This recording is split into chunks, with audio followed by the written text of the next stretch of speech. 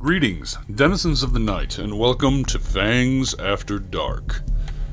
Tonight I wanted to talk to you guys about Blood Sorcery, Thaumaturgy, what I think about it, how it's developed in V5 from older editions, and I'm also going to show you how new Blood Sorcery rituals can be pretty fun as a creative exercise, and how we might not have lost the efficacy of Thaumaturgy as much as we think. So, as a good friend of mine, Voivode Maquette, had put it, what the fuck happened to Thaumaturgy? Well, there's no surprise that Thaumaturgy was seen as almost the apex discipline in older editions. Its paths provided such efficiency and versatility in almost everything that they could do. The power discipline of Thaumaturgy was just almost too good. Now, yes, every table is different, every ST running it is different, they can put limits on things, you can put stipulations into the narrative of how certain powers can be used, how they can be acquired, and all that aside, all ST fiat aside, the power of Thaumaturgy from older editions was just extremely powerful. And it's no surprise that in an edition in which they wanted to cater to a more streamlined, easier version for people to get into, I can understand why Thaumaturgy was relegated to becoming Blood Sorcery, and it was dumbed down quite a bit.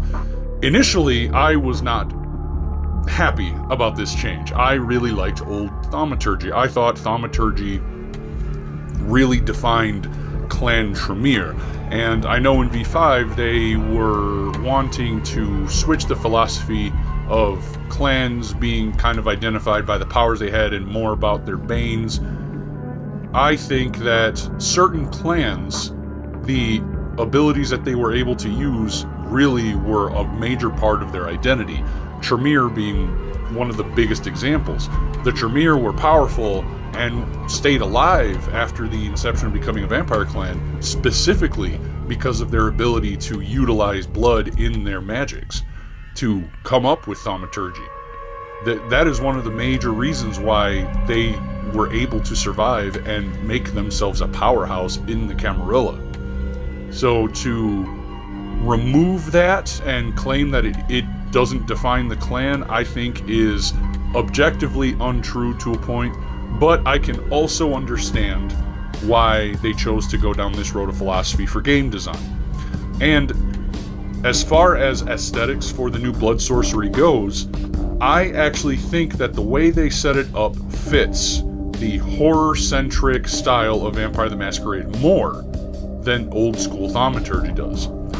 With old school Thaumaturgy, you had vampires running around throwing fireballs, casting lightning from their fingertips, bringing up pillars of flame, very D&D wizard-centric styles of magic that honestly were just a little bit too wonky for the gritty, dark, horror-centric themes of Vampire the Masquerade and World of Darkness in general.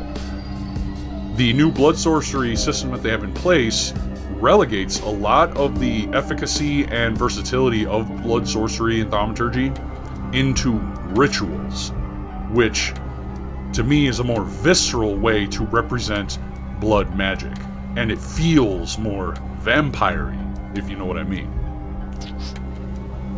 So, let's dive into exactly what makes Blood Sorcery for V5 more visceral, more gritty, more dark than the Thaumaturgies of old. Inherently, the rituals of Blood Sorcery for V5 require the caster to perform a series of actions using a multitude of different materials to perform the ritual itself. And these components and actions are usually something in the grotesque, dark, horrific manner. That in itself is what makes this more visceral. You aren't just casting a spell and shooting a fireball. You're having to do a multitude of steps to do it, and usually the steps involved are going to be uncomfortable at best. Vampire magic should always feel like this. It should always feel like you're working hard to be able to do something like this, because while Vampire Vitae is powerful, extracting the arcane essence from it isn't the same as a mage from the Ascension or Awakening or whatever manipulating reality. You know, this is something more dark in a sense. So those are ideas that you should always have in your head when you are creating a blood sorcery ritual. The next thing is you want to try to have a theme to the ritual itself. You know, are you basing it off of some sort of cultural ritual, some sort of cultural magic? Every culture has some sort of arcane mysticism attached to it in some way. Are you taking inspiration from those things? Obviously, make sure to do your research and depict them respectfully at your table. But there's a multitude of different themes and ideas that you can pull from cultures and history, because you know, arcane magics practiced in real history can have all sorts of really interesting aspects about them. And the other thing you want to think about is the outcome. What do you want your ritual to do? What do you hope to get out of the ritual itself? The blood sorcery ritual system in V5 is open to be able to allow you to essentially do anything with the ritual depending on the ST and the table. Obviously, you want to make sure whatever you're doing makes sense. You want to make sure that your table's okay with it. You're not going to pull some crazy jumping over the shark kind of nonsense that is going to just take your campaign off the rails and toss it into a whirling pool of bullshit, right? And that's a collaborative thing. Obviously, you want to talk to your ST. The ST, you want to talk to your players. You want to make sure that if you're allowing them to do things like this, that you're coming at it at a measured perspective in relative to what you're running at the table, right? If you're running a campaign that's all about blood sorcery and the crazy, mystical, arcane, you know, shenanigans you can get into, you might allow more crazy things to come out of the rituals. If you're running a little bit more of a grounded, dramatic, street-level game, you might have your rituals be something that's more subtle, something more creepy, something more fridge horror-esque, if you will. So you want to keep these ideas in mind when you are trying to come up with a ritual.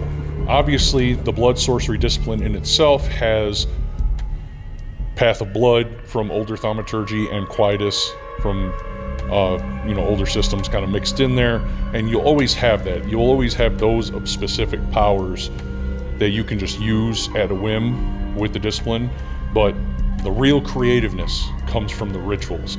And I'm going to go over my method on how to create a ritual so you guys can kind of have a picture, an idea of one of the ways you can do this, and maybe it'll help you not be so overwhelmed if you're trying to come up with something cool and new. So I'm going to show you what that is. So for me, when it comes to creating new blood sorcery rituals, there are 4 main aspects that I think should be focused on when dealing with new rituals.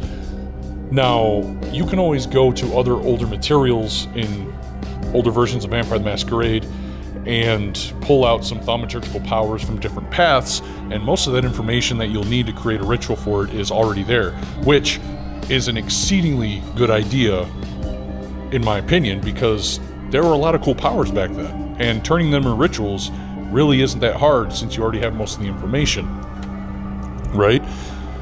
And that's something that I'm going to be doing for my games is, you know, handpicking a bunch of different powers, turning them into rituals for V5. LA by Night and other published material has already done this with some of the older powers anyway.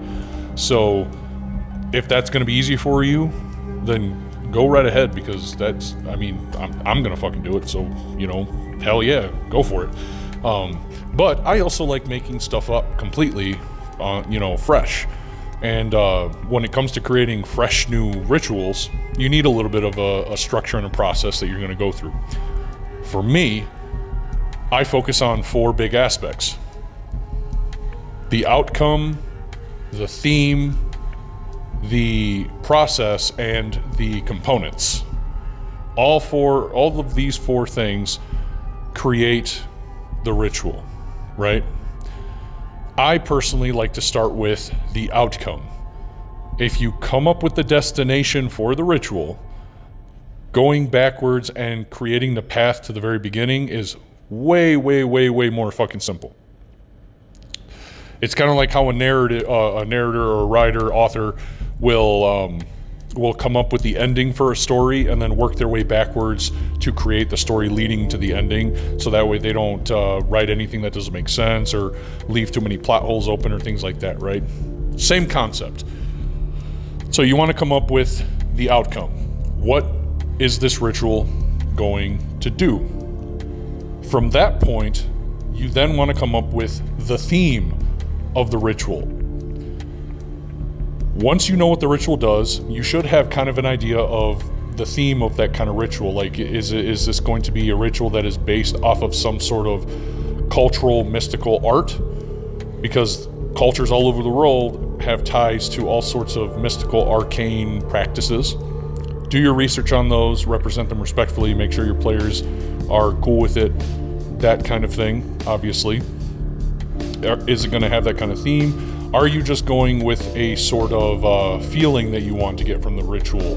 Like, are you just looking at the ritual being some sort of horrific, grotesque type of ritual? Is it going to involve some sort of body horror or something like that, right?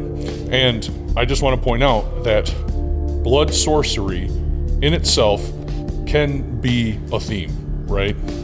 Because blood sorcery in itself is pretty damn cool, and it just involves blood and occult, you know, magic. So if you don't want to go too crazy deep into it, your theme can just be blood sorcery. Nothing wrong with that. After that, you want to come up with the components of the ritual, right? And I'm working down from, you know, the process that I take all the way to the end. So after the outcome, after the theme, you want to come up with the ingredients, the components. And these things aren't necessarily always going to be something physical. It's not like you're going to be always trying to gather eye of newt, you know, feet of the crow, and you know, butt cheek of an ox or whatever, you know. There are all sorts of esoteric things you can use as components to a ritual as well. It might be, you know, a spoken word. It might be, you know, a thought. You might, you know, have to do something specific. But the one thing, the one physical ingredient that you will always need for this ritual is going to be blood. It's going to be vitae, whether it's your own or from something else or someone else.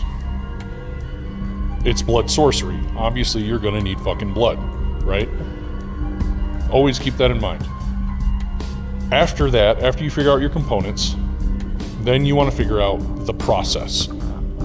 What is this kindred going to be doing with all of the components to be able to perform the ritual and get the outcome they want? And this is also very broad. Is it going to involve a dance? Is it going to involve something physically violent? Is it going to involve something verbal? Is it going to involve some sort of kata? Are you going to have to use specific items in certain ways? One thing is for sure, as it is with the components needing blood, you're going to be doing something with that blood. One of the most typical things you'll see is you're going to cut yourself open and pour blood into a bowl, and then you're going to put something in the bowl, right? That's a very basic, like blood sorcery ritual, you know, action that you see not just in like Vampire the Masquerade, but in a lot of other media and fantasy and fiction that involve some sort of blood magic, right? You pour blood into a bowl and do something with it. So after you come up with all of those aspects, you should have a ritual ready to go. Now, I'm going to take you through the creation of two different rituals. One is going to be detailed, and another one is going to be extremely simple.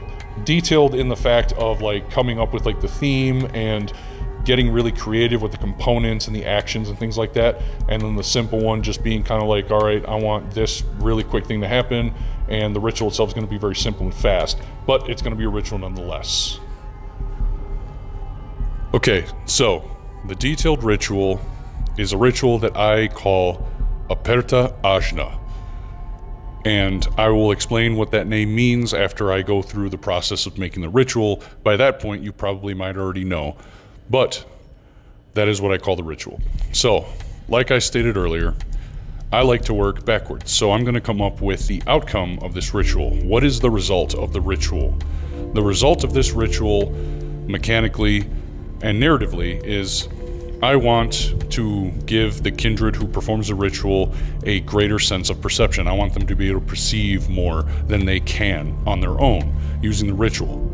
Mechanically, I want this ritual to allow the kindred performing it to have access up to level 2 aspects.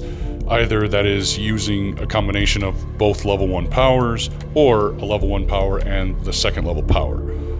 That is what I want the outcome to be. If the kindred already has aspects, then this ritual doesn't do anything for them. Or if you want to do it this way, you can let them take higher levels of aspects if they already have aspects, but that's up to you. But for now, that's what I want the outcome to be. Gain access to the aspects discipline. Alright, so now that I have the outcome, I need to come up with the theme. I personally think that the concept of the third eye's chakra from Hinduism, Buddhism, things like that, I think is a really cool concept to attach to this, because the third eye is attached and represented as having a more supernatural perception of the world around you, both physically and spiritually, right? So I think this would be a cool theme to attach to this ritual. So now that I have the theme figured out, I want to come up with some components that are tied to the theme of the ritual, that they're tied to how I could get the outcome of this ritual, right? So aspects being the discipline of, higher perception, the theme being tied to the third eye's chakra. What are some things that are associated to the third eye's chakra? Well, one of the things associated with the third eye's chakra is the color purple. The color purple is a very vibrant color, right? And color in itself can be a very powerful stimulant perceptively for many, many, many people. So I'm going to include the color purple somehow. What else is there that kind of represents a greater sense of perception? Physically, what comes to mind is the pineal gland that is right behind the thalamus in your brain. This gland has been touted as being like the organ of the soul almost in some cases. This gland is tied to being able to allow someone to really awaken their perception and intuition. So I think including the pineal gland in this ritual as a component would be very cool. Obviously, vitae is going to be one of the major components of this ritual because it is a blood sorcery ritual. Now, you could have the vitae be from somebody who knows aspects, or you can have it be of just a normal, a kindred who doesn't know aspects. You could even attach a higher difficulty if somebody uses vitae from someone who doesn't know it, and if they use vitae from someone who does, then the ritual is easier to perform. So you can kind of have both. Either way, you're going to have vitae. Now, this part is something I came up with because I felt that it would lend to the more visceral grotesqueness and horror-like aspect of Vampire the Masquerade. I'm going to add another component and a sharp object. A sharp object that is made for precision. You might know where I'm going with this. So I have my components. A sharp precision object, vitae, and the color purple. This color purple I'm going to attach to a cloth. So you need a purple colored piece of cloth, the size of your hand. Okay? Now we come up with the process. What is this kindred going to do with this sharp instrument, a purple piece of cloth the size of one's hand, their pineal gland, and the blood. Well, what I come up with is the kindred performing the ritual will pour the blood into a basin of some sort, a bowl. They will then take the sharp precision instrument and soak it in the vitae for up to 30 seconds. No real reason why it has to be 30, just some sort of time frame. After they have soaked it in the blood, they will then take the sharp instrument. They will then jab it into their pineal gland, enough to cause a decent-sized wound, and then they will remove the sharp instrument, place it back into the basin, grab the hand-sized purple cloth, and press it onto the wound while performing Latin words dealing with opening of the third eye for greater perception. Aperi tertio oculo ect facti sunt omnis videntis. This is the phrase, the arcane incantation that the kindred will have to verbalize while holding the cloth onto their wound for 1 hour. The phrase itself is Latin for open your third eye and become all-seeing. The role that attached to this obviously is going to be blood sorcery and occult, or it can be something else if you think it's more appropriate. The difficulty of the role is up to the ST or what have you, but should the role succeed, then the kindred has successfully performed the ritual and they will have the ability to use Auspex up to level 2 for 1 night. Depending on the role, you might give them bonuses. Maybe if they get a messy critical, they can get a higher level of Auspex, or perhaps the effect of the ritual lasts for more than 1 night. But in turn, if they get a bestial failure, perhaps something happens. Perhaps they go blind for the evening and they can't see at all. Perhaps they become more hungry because the blood that they use to perform the ritual fizzles out and backfires. You can attach all sorts of things to it, but this is an example of how you can take a ritual, make it from scratch, and apply all sorts of really cool thematic details to it. Everything from the components used, the actions taken, the words that might be spoken, and things of that nature. And you might be saying, well, that's all well and good, and that's really cool, but what if I just want to come up with like a quick ritual, something that is easy to do? Well, luckily for you, I have a ritual for that as well. Aperta Ajna was a detailed ritual for sure. By the way, Aperta Ajna means opening of the third eye's chakra. Aperta is open in Latin, and Ajna is a traditional term used for the third eye's chakra in Hindu. Aperta Ajna, right? But for the quick ritual is something very simplistic and easy. I like to call it blood ballistics. This ritual is going to be very straightforward and very grounded into the gritty street-level violence that surrounds, well, anarchs.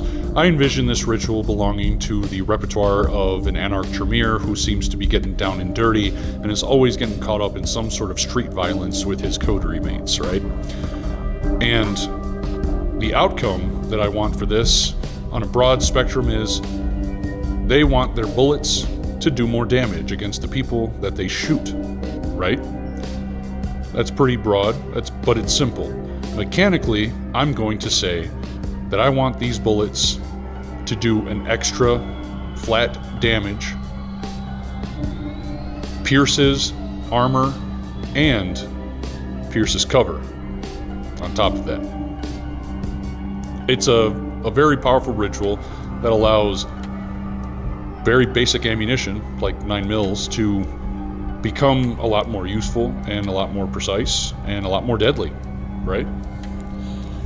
So we have the outcome, right? We want these bullets to be able to pierce body armor, to pierce cover, and to do extra damage.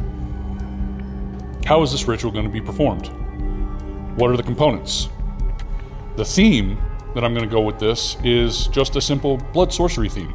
There's not going to be any real theme attached to it other than the grittiness and the visceralness of Blood Sorcery. Okay? Which leads to the components itself. You're going to need 2 components. A handful of bullets and vitae, also in a bowl.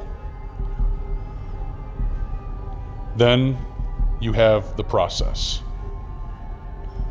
You're going to take these bullets, you're going to soak them in the vitae, you're going to use your Blood Sorcery arcane knowledge to activate the vitae and instill onto the bullets more power.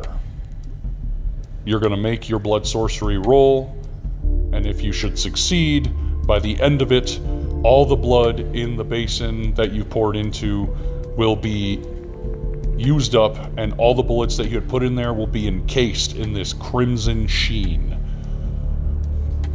And the bullets will then have a sort of crimson metal jacket, in a sense.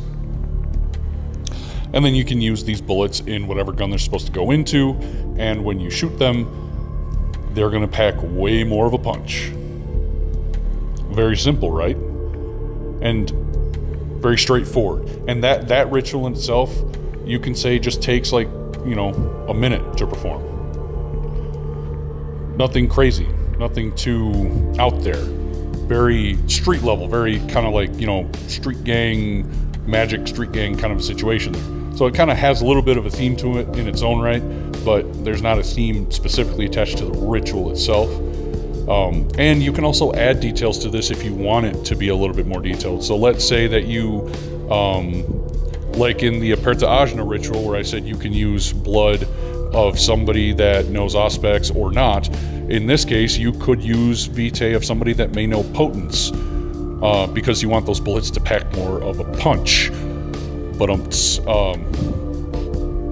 you know, and doing that might make the ritual more likely to succeed. Or you can add another effect where if you use the vitae of somebody that knows potence, maybe your bullets will do 1 more damage than what they already did. You can split up the effects. Maybe if you just use Kindred Vitae, it just gives your bullets a flat extra damage. But if you use the vitae of somebody with potence, it gives your bullets the flat extra damage on top of being able to pierce body armor and cover. You know, you can mix and match as how you see fit, depending on how you want it. But that was a quick and dirty ritual that you could just come up with, right? And at the end of the day, I just wanted to showcase to you guys just how creative you can be with the V5 Blood Sorcery ritual system and how much fun you can have making it, how detailed you can be with it. It can add so much more flavor and depth to your game if your game is focusing heavily on Blood Sorcery, or if you just have a player that is really into the Blood Sorcery aspect and you want to give them something special to chew on, you know, things that are really cool for them to deal with. And overall, I just think it's really neat and it's really fun to work with. The Blood Sigils book for V5 has all sorts of material on Blood Sorcery as well as systems of creating rituals there too. So, you know, there's all sorts of things you can do with Blood Sorcery. And like I said, I love old school Thaumaturgy. I think the paths are awesome, but they're still there and we can still make them special in V5. Hell, if you really wanted to, I guess you can just take all the Blood Sorcery paths and transpose them into V5 the way they are. You just add V5 mechanics to them, which I have done with some of them for the fun of it. But yeah, it's that simple, it's that fun, and I hope that this video kind of helps you guys, inspires you to come up with some blood rituals of your own, to, you know, really flex those creative muscles when it comes to Blood Sorcery if you're into that. And I will probably come out with more videos involving other rituals that I think would just be cool to have, just to spread ideas out there for everyone. So let me know in the comments if there's any rituals that you think are cool, any rituals you've done. Like and subscribe as normal, and I'll be back with another video soon. And remember, nothing good ever happens after dark.